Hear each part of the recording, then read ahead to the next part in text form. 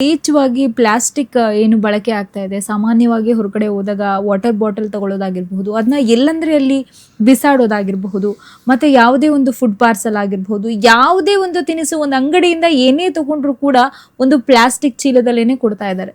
So ಇದರಿಂದ ಪ್ರಕೃತಿ ಸಾಕಷ್ಟು ಹಾನಿ ಆಗ್ಬಿಟ್ಟಿದೆ. ಹೊರ ದೇಶಗಳಲ್ಲಿ ಕಂಪ್ಲೀಟ್ ಆಗಿ ಅದನ್ನ ಬ್ಯಾನ್ ಮಾಡಿದ್ದಾರೆ. ಇಲ್ಲಿ ಇನ್ನೂ ರೀಸೈಕಲ್ ಬಗ್ಗೆನೇ ಯೋಚನೆ ಮಾಡ್ತಿದ್ದಾರೆ. ಇದು ಬಂದಿದ್ದೇ ಪಾಶ್ಚಾತ್ಯರಿಂದ. ಆಕ್ಚುಲಿ ಅವರಿಗೆ ಅರ್ಥ ಆಗಿದೆ, ಅರಿವಾಗಿದೆ, ತುಂಬಾ ಮಟ್ಟಿಗೆ ಆರೋಗ್ಯ ಸಮಸ್ಯೆಗಳನ್ನ ಕಂಡುಕೊಂಡು ಅದನ್ನ ಕಂಪ್ಲೀಟ್ ಆಗಿ ಬ್ಯಾನ್ ಮಾಡಿದ್ದಾರೆ. ಬಟ್ ನಮ್ಮ ಭಾರತದಲ್ಲಿ ಇನ್ನೂ ಕೂಡ ಈ ಪ್ಲಾಸ್ಟಿಕ್ ಬಳಕೆ ತುಂಬಾ ಚಾಲ್ತಿಯಲ್ಲಿದೆ. ಅದು ಒಂದು ತಟ್ಟೆ, ಪ್ಲೇಟು, ಲೋಟಗಳಿಂದ ಆಗಿರಬಹುದು, ಫುಡ್ ಪಾರ್ಸಲ್ ತಗೊಂಡು ಹೋಗುವಂತ ಒಂದು ಪೇಪರ್ ನೀವು ನೋಡಬಹುದು.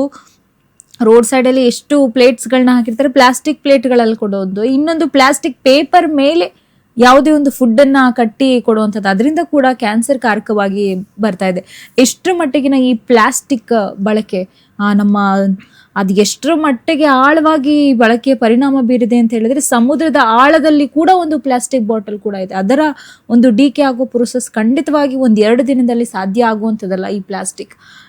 ಇದರ ಬಗ್ಗೆ ಏನ್ ಹೇಳ್ತೀರಿ? ಇದನ್ನ ಹೇಗೆ ನಿಲ್ಲಿಸೋದು? ನೋಡಿ, ಬೇರೆ ದೇಶದಲ್ಲಿ ಇರುವಂಥವ್ರು ಬುದ್ಧಿವಂತರು, ನಮ್ಮ ದೇಶದಲ್ಲಿ ಇದಾರಲ್ಲ ಇವರೆಲ್ಲ ಅತಿ ಬುದ್ಧಿವಂತರು.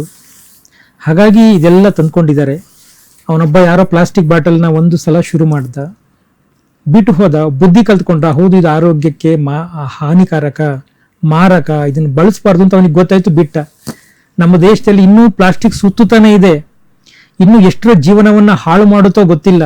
ನೀವು ಯಾವುದೇ ಹೋಟೆಲ್ಗಳಿಗೆ ಹೋಗಿ 90 ಭಾಗ ಪಾರ್ಸೆಲ್ ಕೊಡುವಂಥವ್ರು ಬರೀ ಪ್ಲಾಸ್ಟಿಕಲ್ಲೇ ನಿಮಗೆ ಪಾರ್ಸೆಲ್ಗಳನ್ನ ಕೊಡುವಂಥದ್ದು. ಆಹಾರವನ್ನ, ಎಲೆಗಳು ಎಲ್ಲಿಗೆ ಬಂದು ತಿನ್ನೋ ಆಹಾರ ಎಲ್ಲಿಗೆ ಬಂದು ನಿಲ್ಸಿದಿರ ನೀವು? ಚಿನ್ನದ ತಟ್ಟೆಯಲ್ಲಿ ತಿಂತಾ ಇದ್ದಂಥ ಸಂಸ್ಕೃತಿ ನಮ್ಮದು. ಇವತ್ತು ತಿನ್ನಕ್ಕಾಗಲ್ಲ ಬಿಡಿ. ಕಂಚು ಹೋಯ್ತು, ಮಡಕೆಗಳು ಬಂತು, ಪಾತ್ರೆಗಳು ಬಂತು. ಪಾತ್ರೆಗಳಿರೋ ತಟ್ಟೆಗಳು ತಿನ್ರಪ್ಪ. ಇವತ್ತು ಯಾಕೆ ಪ್ಲಾಸ್ಟಿಕಲ್ಲಿ ಯಾಕೆ ತಿಂತೀರಾ?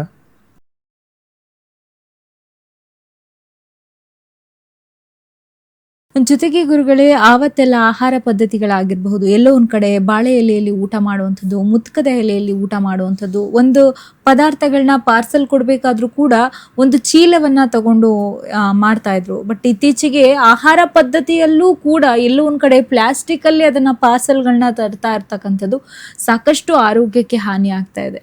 ಸೊ ಇದರಿಂದ ಹೇಗೆ ಹೊರಬರೋದು? ಇದರಿಂದ ಪ್ರಕೃತಿ ಅದು ಎಲ್ಲೋ ಒಂದ್ ಕಡೆ ಪ್ರಕೃತಿಯನ್ನ ಉಲ್ಲಂಘನೆ ಮಾಡಿದ ಹಾಗೇನೆ ಮನುಕುಲಕ್ಕೆ ಅದು ಕೂಡ ಒಂದು ಹೊಡೆತ ಆಗಿನೇ ಒಂದು ನೆಗೆಟಿವ್ ಆಗಿ ಪರಿಣಮಿಸಿದೆ. ಏನ್ ಹೇಳ್ತೀರಿ? ಅಲ್ಲ, ನಾನು ಹೇಳುವಂಥದ್ದು ನಮ್ಮ ಆಹಾರ ಕ್ರಮಗಳೇನಿದೆ, ಆಹಾರ ಸೇವನೆ ಮಾಡುವಂಥದ್ದು, ಅದಕ್ಕೆ ಬೇಕಾದಂತಹ ಪದಾರ್ಥಗಳನ್ನು ಇವಾಗ ಏನು ಬಾಳೆ ಎಲೆಗಳೆಲ್ಲ ಬಳಸ್ತಾ ಇದ್ವಿ, ಅದು ನಿಂತು ಹೋಗಿದೆ. ಪ್ರತಿಯೊಂದು ಹೋಟೆಲ್ಗಳಲ್ಲಿ ಬಾಳೆ ಎಲೆ ಮೇಲೆ ಹಾಕ್ತಾರೆ ಹೊರತು ಅದ್ರ ಬಿಸಿ ಯಾವುದೂ ಸಹ ತಾಕೋದಿಲ್ಲ. ಬಾಳೆ ಎಲೆ ಮತ್ತು ಮುತ್ತುಗದ ಎಲೆಗಳು ಆಹಾರಕ್ಕೆ ತುಂಬಾನೇ ಒಳ್ಳೆಯದು. ಇದನ್ನು ನೀವು ಗೊಬ್ಬರವನ್ನಾಗಿ ಸಹ ಮಾಡ್ಬೋದು. ನೋಡಿ, ಬಾಳೆ ಎಲೆಯಲ್ಲೇ ಆಹಾರ ಸೇವನೆ ಮಾಡಿದರೆ ರೈತನಿಗೆ ಎಷ್ಟು ಅನುಕೂಲ ಆಗುತ್ತೆ. ಎಳ್ನೀರನ್ನ ಸೇವನೆ ಮಾಡಿದರೆ ರೈತನಿಗೆ ಎಷ್ಟು ಅನುಕೂಲ ಆಗುತ್ತೆ. ನೀವು ಏನು ಸೇವನೆ ಮಾಡ್ತೀರಾ? ಯಾವುದೋ ಸಿಹಿ ನೀರನ್ನ ಕುಡಿದು ಇದು ಮಾಡ್ತಿರಲ್ಲ, ಬಾಟಲ್ನ ತೊಗೊಂಡೋಗೆಲ್ಲ ಬಿಸಾಕ್ತಿರಲ್ಲ. ಎಳ್ನೀರಿಂದ ಏನಪ್ಪ ನಿಮಗೆ ಸಮಸ್ಯೆ ಆಗುತ್ತೆ? ಎಳ್ನೀರು ಒಳ್ಳೇದಲ್ವಾ? ಕರಗುತ್ತೆ ತಾನೆ. ಪ್ರಕೃತಿಯಲ್ಲಿ ಅದು ಏನು ಹೇಳ್ತಾರೆ, ಅದು ಸಂಪೂರ್ಣವಾಗಿ ಕ್ರಿಯೆಗೆ ಒಳಪಟ್ಟು ಅದು ಏನು ಹೇಳ್ತಾರೆ, ಕರಗುತ್ತೆ. ಅದು ಬಾಳೆ ಎಲೆ ಕರಗುತ್ತೆ ಸ್ವಾಮಿ, ಮುತ್ಕದೆಲೆ ಕರಗುತ್ತೆ, ಗೊಬ್ಬರ ಆಗುತ್ತೆ. ಆಹಾರವು ಒಳ್ಳೆ ಆಹಾರವನ್ನು ಸೇವನೆ ಮಾಡ್ದಂಗೆ ಆಯಿತು. ನೀವು ಬಿಸಾಡಿದಂಥ ಎಲೆ, ಮುತ್ತುಗದ ಎಲೆ ಅಥವಾ ಬಾಳೆ ಎಲೆ ಗೊಬ್ಬರವಾಗಿ ಸಿಕ್ತು. ಎರೆಹುಳುಗಳು ಸೃಷ್ಟಿಯಾಗುತ್ತೆ ಸ್ವಾಮಿ. ಅದರಿಂದ ಆಹಾರ ಕ್ರಮವೂ ಚೆನ್ನಾಗಾಯ್ತು, ಭೂಮಿಯೂ ಸ್ವಚ್ಛ ಆಯಿತು. ಇಂಥದನ್ನ ರೂಢಿ ಮಾಡ್ಕೊಳ್ಳೋಣಲ್ಲ. ಇವತ್ತು ಎಷ್ಟೋ ಮನೆಗಳಿಗೆ ಪ್ಲಾಸ್ಟಿಕ್ಗಳನ್ನ ಇಟ್ಟುಕೊಂಡಿದ್ದೀರಾ, ಪ್ಲಾಸ್ಟಿಕ್ ಪೇಪರ್ಗಳಿಂದ ತಿಂತೀರಾ. ಇದೆಲ್ಲ ನಿಜವಾಗ್ಲೂ ನಿಮಗೆಲ್ಲ ಒಳ್ಳೇದಂತ ಅನ್ನಿಸ್ತಾ ಇದೆಯಾ?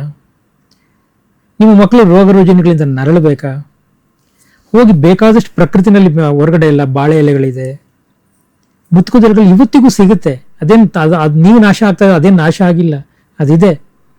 ಹುಡುಕಿ ತಗೊಂಬನ್ನಿ, ವಾರದಲ್ಲಿ ಒಂದಿನಾದ್ರೂ ತಿನ್ನಿ. ಪ್ಲಾಸ್ಟಿಕ್ನ ಸಂಪೂರ್ಣ ತ್ಯಜಿಸಿ ಅಂತಾನೆ ನಾನು ಹೇಳ್ತೀನಿ. ಇದಕ್ಕೆ ನಮ್ಮ ಸರ್ಕಾರಕ್ಕೆ ನಾನೂ ಸಹ ಮನವಿ ಮಾಡ್ತೀನಿ. ಆದಷ್ಟು ಪ್ಲಾಸ್ಟಿಕ್ನ ಬ್ಯಾನ್ ಮಾಡುವಂಥ ಕ್ರಿಯೆಗೆ ಬನ್ನಿ. ನಾನು ಇದೊಂದು ಮನವಿ ಅಂತಾನೆ ಅನ್ಕೊಳ್ಳಿ, ಗುರೂಜಿಯವರ ಮನವಿ ಅಂತಾನೆ ಅನ್ಕೊಳ್ಳಿ. ಇದೊಂದು ಪ್ಲಾಸ್ಟಿಕ್ನ ಬ್ಯಾನ್ ಮಾಡುವಂಥ ಒಂದು ಕ್ರಿಯೆಯನ್ನು ನೀವು ಕ್ರಮವನ್ನು ಕೈಗೊಳ್ಳಿ ಅಂತ ನಾನು ಈ ಮೂಲಕ ನಿಮಗೆ ಕೇಳ್ಕೊಳ್ತೇನೆ.